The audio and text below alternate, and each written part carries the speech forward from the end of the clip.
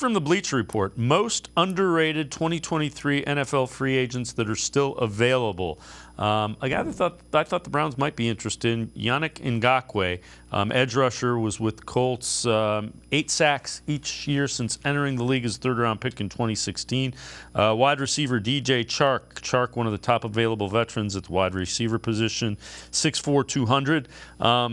Taylor Rapp, safety, has been a tackling machine since entering the NFL, has amassed 330 across 57 games.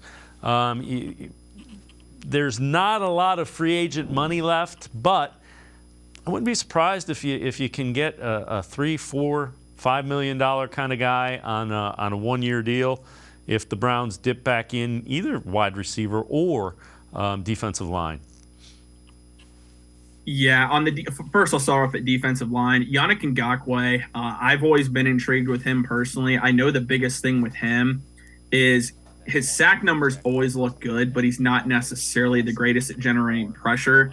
And that's kind of gone downhill, at least the last couple of years with the Raiders and with the Colts. I mean, this past year, only a 51.4 overall grade. Last year was a 47.1. And I know that is something the Browns look for in players that they're going to acquire. They're an analytics-driven front office. That's not all they base their signings off of, but it's something that very much plays into it. If I'm looking at veteran DNs, I think Ngakoue too is just too expensive because supposedly he still wants $10 million at least per year. In the Browns, I don't see them going that route. Now they got Okonkwo. I think they're going to look cheaper. Melvin Ingram comes to mind. He is going to be 34 years old, still getting the job done, but you can get him on a cheap deal. Justin Houston's another veteran. Maybe if his price goes down a little bit, Frank Clark, bringing him back to the state of Ohio, that could be an option. As far as wide receiver, I was all for DJ Chark.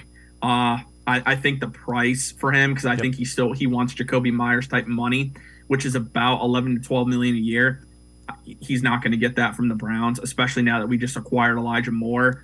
But I think Marquise Goodwin, who the Browns had for a 2-day visit here, they didn't end up signing him right away, but if you're looking for another depth piece and they don't want to go through the draft, because that is a possibility, they want to bring in another veteran, Marquise Goodwin's a good guy that they could end up signing that potentially could only be $3 or $4 million on a one-year contract. Yeah, I'm with you. That certainly makes sense. Along those lines, Jack Duffin, who was on the show earlier this week, has tweeted out an updated cap availability with the addition of Elijah Moore. So Moore, $1.5 million, as you alluded to.